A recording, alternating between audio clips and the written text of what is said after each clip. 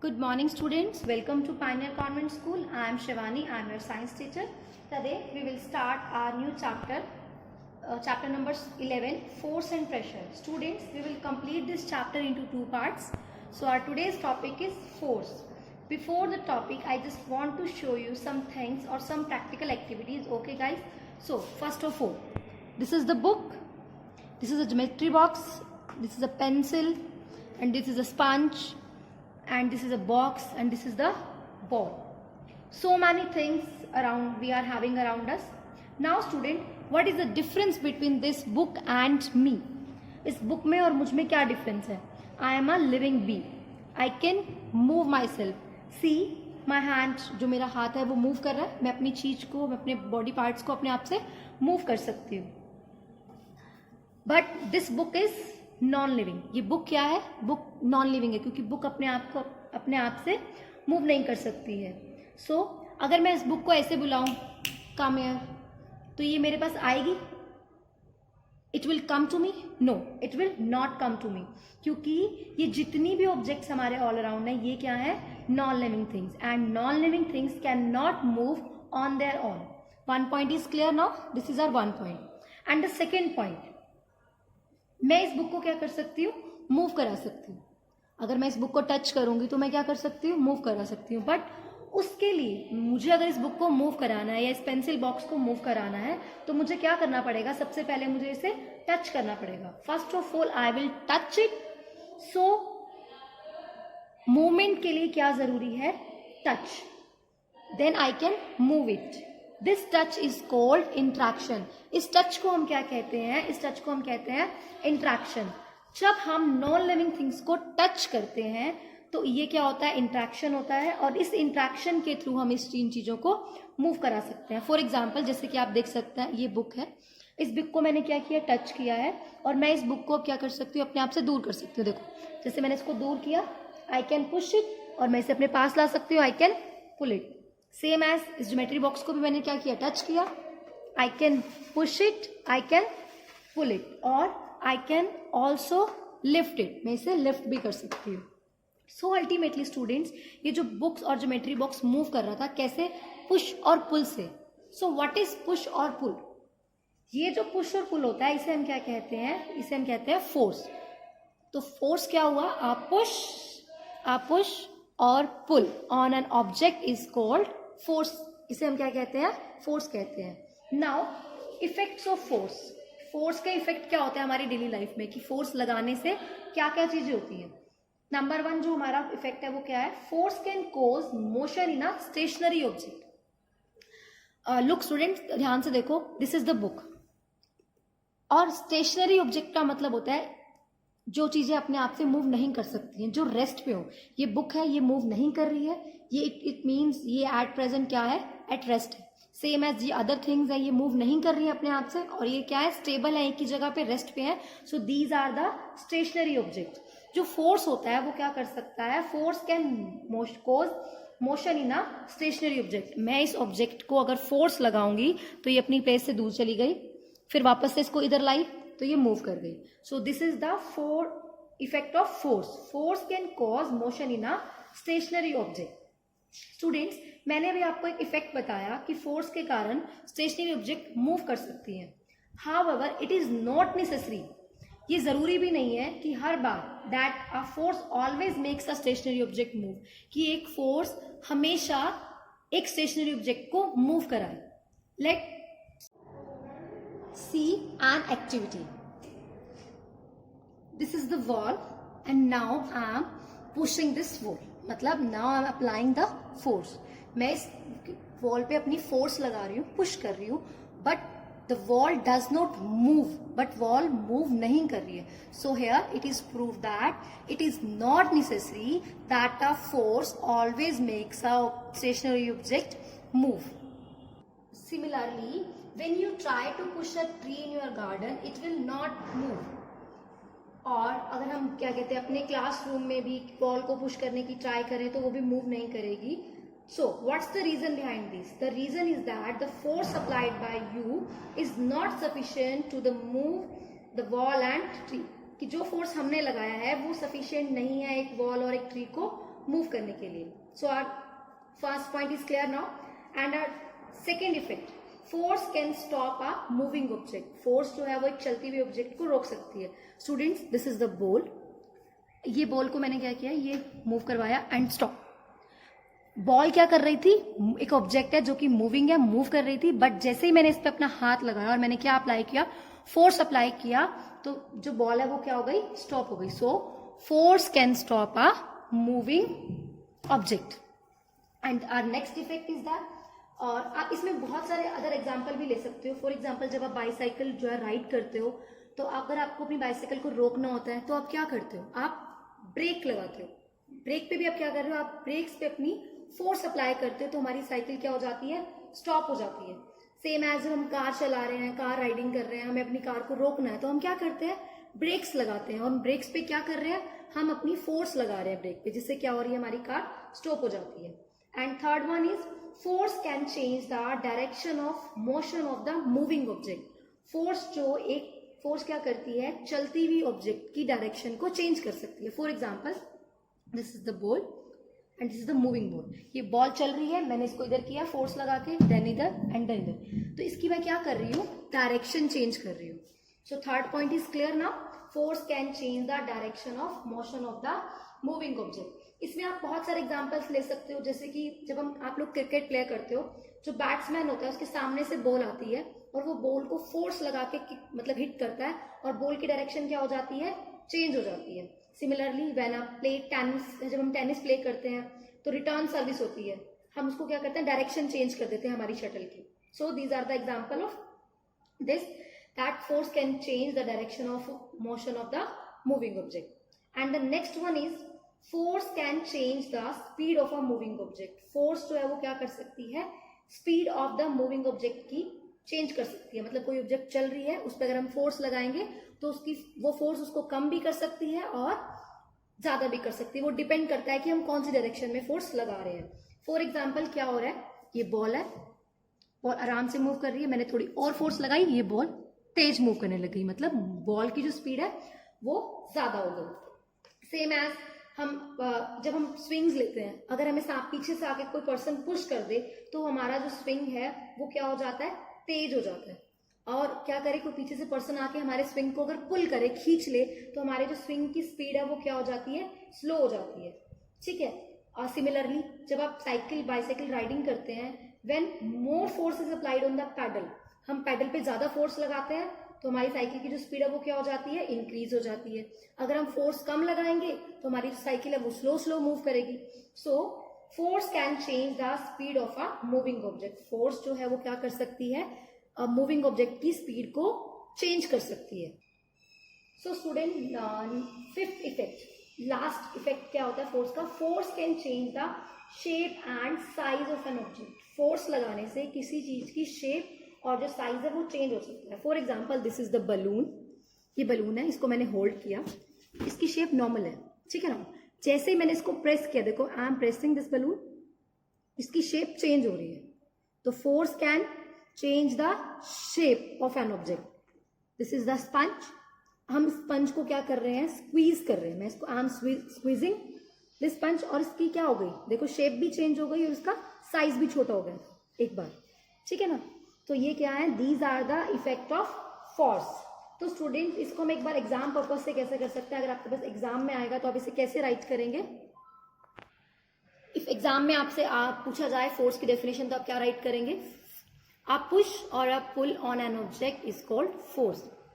जैसे कि मैं आपको पहले भी एक्सप्लेन कर चुकी हूँ, पुश और पुल अगर किसी ऑब्जेक्ट पे जो लगाते हैं हम उसे क्या कहते हैं, फोर्स.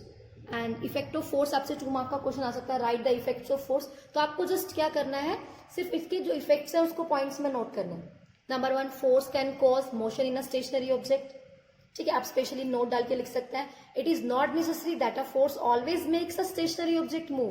कि जरूरी नहीं है कि एक फोर्स हमेशा मूव करवाए स्टेशनरी ऑब्जेक्ट को. सेकेंड नंबर इफेक्ट हमारा क्या था, force can stop a moving object. Third one is force can change the direction of motion of the moving object. Number 4th is force can change the speed of a moving object. And last one, force can change the shape and size of an object. Force जो है shape और size को भी change कर सकता है.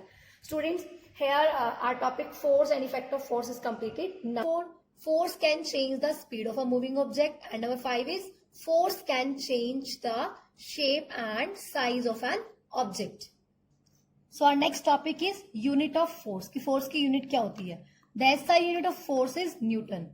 Force की SI unit क्या है? Newton है. It is denoted by the letter. Sorry, it is denoted by the letter N. इसको हम किससे denote करते हैं? Letter N से. So here the definition of 1 kilogram force. The force required to lift an object of mass 1 kg. मतलब किसी object का मास कितना है? 1 kg है. उसको लिफ्ट करने के लिए जो हमें फोर्स चाहिए इज कॉल्ड 1 किलोग्राम फोर्स. उस फोर्स को हम क्या कहते हैं? 1 kilogram force. It is denoted as K kilogram force, kgf. 1 kilogram force किसके इक्वल होता है? 9.8 न्यूटन, अप्रोक्स 10 न्यूटन के around. 1 kilogram force is equals to 1000 gram force भी हम उसको बोल सकते. So our next topic is classification of forces. Classification of forces. Forces में be classified in the following 2 types. 2 types में फोर्स को classify किया गया, contact force and non contact force. Contact force कौन सी होती है? Contact force are the forces which act only when objects are in physical contact with each other. Contact force वो force होती हैं जिन मतलब जब क्या हो, जब 2 ऑब्जेक्ट क्या हो आपस में फिजिकली कॉन्टेक्ट में हो एक दूसरे के साथ, जो फोर्स अप्लाई होती है उस टाइम पे उसको क्या बोलते हैं हम? Contact force. जो सब important contact force are, number 1 is muscular force, number 2 mechanic force, number 3 frictional force. Same as non contact force. Non contact force क्या होती है? Non contact forces which can act even when objects are not in physical contact with each other and bring about changes. Non contact force वो forces होती हैं कि ये तब भी अप्लाई होती हैं जब 2 ऑब्जेक्ट आपस में फिजिकली कॉन्टेक्ट में ना हो. उनको हम क्या कहते हैं? Non contact force. For example magnetic force, electrostatic force and gravitational force. So first of all we discuss about the contact force. Number 1 contact force कौन सी? हमारी muscular force. Muscular force name से क्लियर हो रहा है, जो force क्या हो मसल्स के थ्रू क्रिएट लगाई जाती है उसे हम क्या कहते हैं? अप्लाई, उसे बोलते हैं muscular force. The force resulting due to the action of muscles is known as muscular force. जो फोर्स किसके थ्रू आ रही है? मसल्स, एक्शन ऑफ मसल्स के कारण उसे हम क्या कहते हैं? मस्कुलर फोर्स कहते हैं. We use muscular force during walking, running, pushing, pulling and lifting certain object. हम मस्कुलर फोर्स का यूज कब करते हैं? जैसे हम वॉक करते हैं, रन करते हैं, पुश करते हैं, किसी भी ऑब्जेक्ट को पुल किया हमने या लिफ्ट किया, उस टाइम पे कौन सी फोर्स क्रिएट हो रही है, अप्लाई हो रही है? That is muscular force. जैसे कि आपने देखा होगा जिम, जब जो लोग जाते हैं जिम में, जब वो डंबल उठाते हैं या जिमिंग करते हैं तो कौन सी फोर्स अप्लाई होती है उस टाइम पे? मस्कुलर फोर्स अप्लाई हो रही होती है. A boy using muscular force to lift a bucket. हम अगर बकेट को बाल्टी उठाते हैं पानी की तो भी कौन सी फोर्स अप्लाई हो रही है? Muscular force. अगर हम बॉल को क्या कर रहे हैं? किक कर रहे हैं अपने फुट से, तो भी क्या कौन सी फोर्स अप्लाई हो रही है? Muscular force. So our next force is mechanical force. Mechanical force मतलब जो कि क्या है? मैकेनिक्स जो हमारे मैकेनिकल मशीनरी ऑब्जेक्ट्स होते हैं ना, वहां होती है mechanical force. The force exerted by a machine to do some work is called mechanical force. जो फोर्स मशीन के द्वारा कोई काम करने के लिए जनरेट की जाए उन्हें बोलते हैं मैकेनिकल फोर्स. मैकेनिकल फोर्स उन्हें, for example a car is moving, तो जो कार मूव कर रही है वो मशीन एक तरीके से, और कार क्या कर रही है? मूव. तो वो कौन सी फोर्स के कारण मूव कर रही है? वो that is mechanical force. But no machine can produce force on its own. कोई भी मशीन अपने आप से तो नहीं चल सकती ना, जैसे फोर्स प्रोड्यूस नहीं कर सकती. जैसे हमारी कार है, वो तो स्टेशनरी अगर खड़ी रहे, हम उसे नहीं चलाएंगे तो वो चलेगी नहीं ना. It needs some kind of energy. उसे चलने के लिए, मतलब कोई भी फोर्स अप्लाई करने के लिए मशीन को क्या चाहिए? एनर्जी चाहिए. For example a car moves only when its wheel move. एक कार तभी मूव करेगी जब उसके व्हील मूव करेंगे. And the force exerted by the car engine to move the wheel of the car is the mechanical force. मतलब car का जो engine है वो फोर्स अप्लाई करेगा. किस लिए फोर्स अप्लाई कर रहा है? To move the wheel of car. Car के व्हील को मूव करने के लिए. तो वो कौन सी फोर्स है? Mechanical force. मतलब कार के इंजन ने फोर्स अप्लाई किया, मैकेनिकल फोर्स, किसको मूव करने के लिए? व्हील ऑफ द कार को मूव करने के लिए, जिसके कारण हमारी कार मूव हुई. So here car engine burns fuel. वो कार का जो इंजन है वो क्या कर रहा है? फ्यूल बर्न कर रहा है टू जनरेट मैकेनिकल एनर्जी. मतलब यहाँ पे कौन सी एनर्जी, फ्यूल से जो एनर्जी प्रोड्यूस हुई उससे क्या जनरेट हो रही है, हमारी मैकेनिकल फोर्स जनरेट हो रही है. So our third force is frictional force.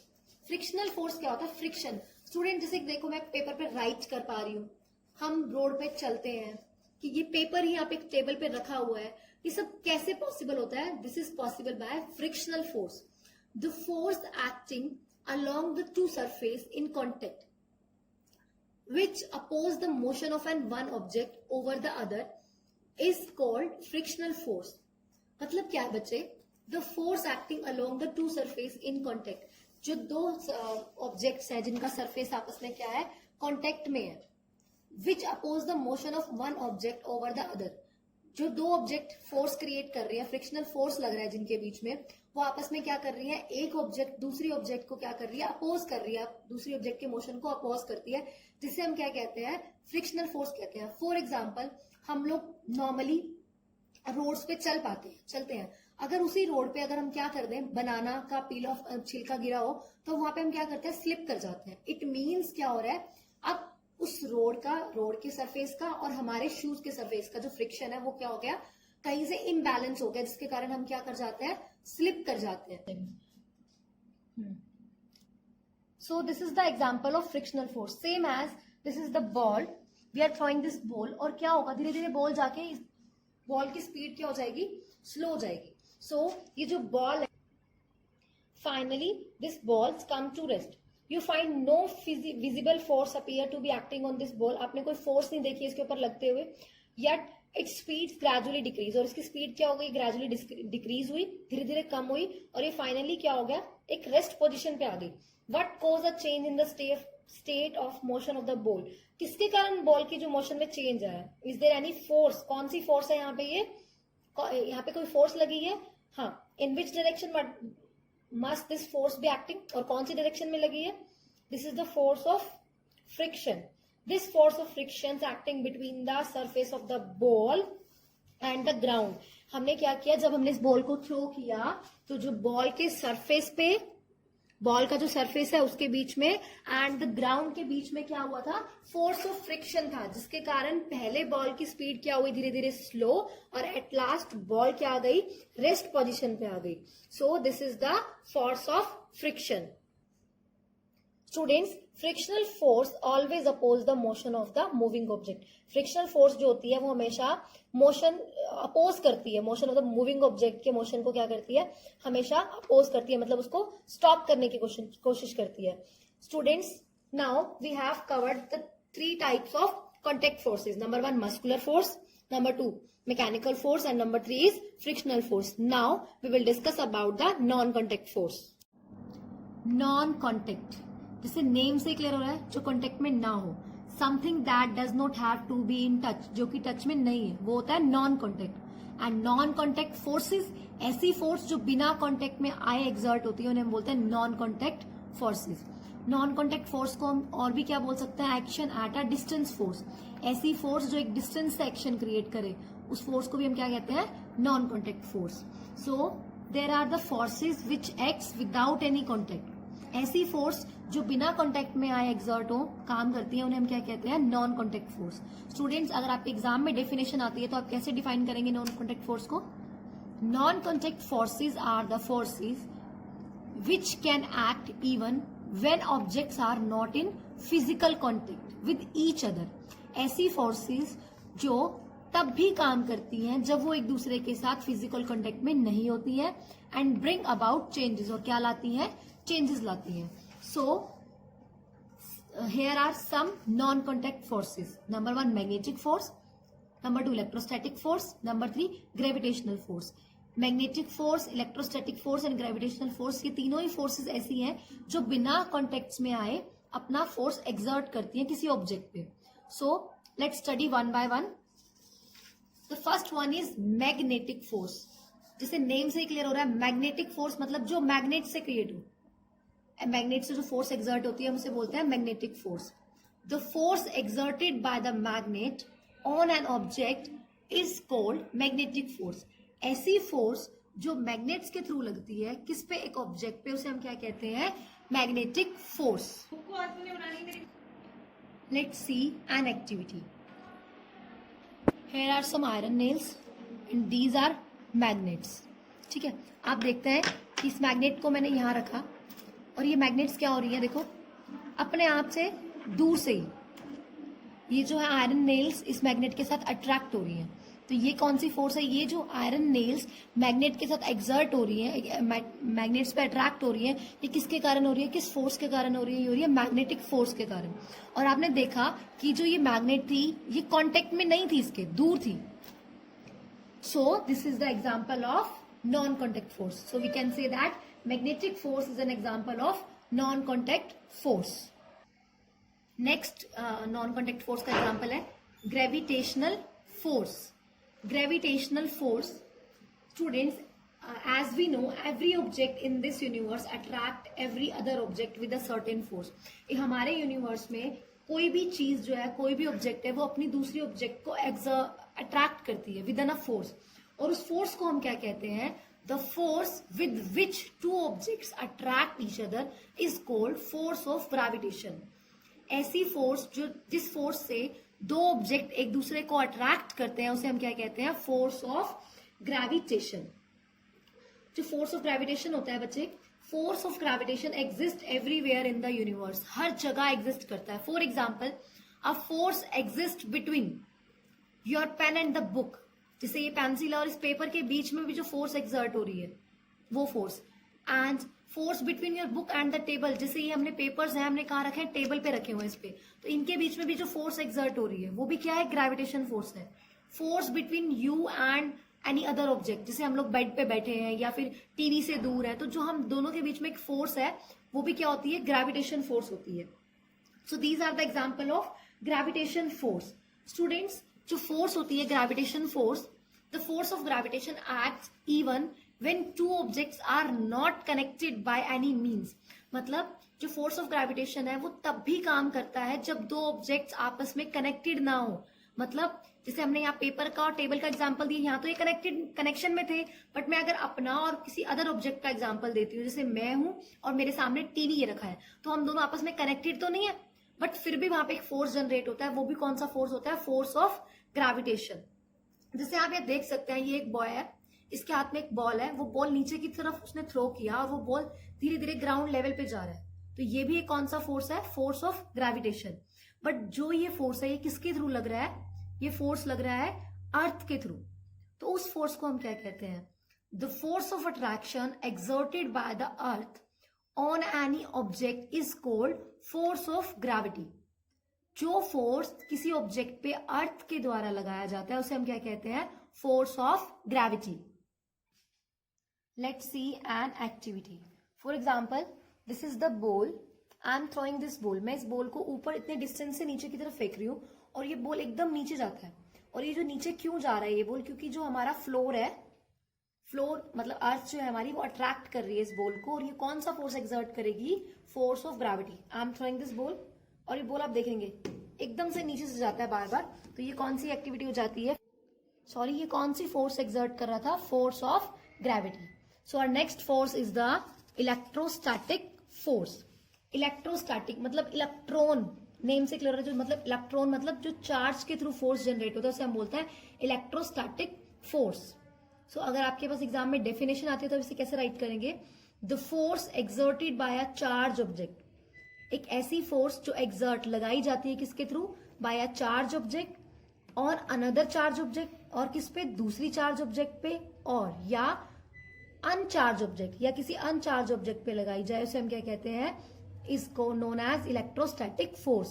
उसे इलेक्ट्रोस्टैटिक फोर्स कहते हैं. एक बार दोबारा से समझ लीजिए, ऐसी फोर्स जो एक चार्ज बॉडी से दूसरी चार्ज बॉडी पे या फिर अनचार्ज बॉडी पे लगाई जाती है उसे हम कहते हैं इलेक्ट्रोस्टैटिक फोर्स. स्टूडेंट्स, ये एक्टिविटी हम पहले भी बहुत बार देख चुके हैं, ठीक है, बट आज मैं आपको फिर परफॉर्म करके दिखाती हूँ कि जब भी आप किसी प्लास्टिक के कॉम को या प्लास्टिक का जो हमारा स्केल होता है उसे अगर आप अपने हेयर पे रब करते हैं और कुछ बिट्स ऑफ पेपर के पास लाते हैं, तो आप देखते हो कि कुछ डिस्टेंस से ही जो बिट्स ऑफ पेपर हैं वो हमारे कॉम या स्केल के साथ अट्रैक्ट हो जाते हैं. वो जो अट्रैक्शन है वो किसके कारण, वो जो अट्रैक्ट कर रहे हैं वो अट्रैक्ट क्यों करते हैं, because of electrostatic force. Let's see an activity. Students, See, I am rubbing this scale in my hair. ये स्केल को हेयर पे रब करने से क्या होता है कि कुछ जो हमारे हेयर का चार्ज है वो कहाँ आ जाता है, स्केल पे जनरेट हो जाता है. एंड देन आप देखेंगे कि मैं स्केल को कहाँ लाती हूँ, बिट्स ऑफ पेपर के पास ला रही हूँ. आप देख सकते हो कुछ बिट्स ऑफ पेपर स्केल पे यहाँ पे क्या हो गया है, चिपक गया, अट्रैक्ट हो गया. This is the force of, कौन सी फोर्स है ये, इलेक्ट्रोस्टैटिक फोर्स. आप इस एक्टिविटी को घर पे भी परफॉर्म करके देख सकते हो. So students, here our topic force and classification of force are completed. If you have any doubt, you can call me in evening 6 to 7 p.m. Thank you and have a nice day.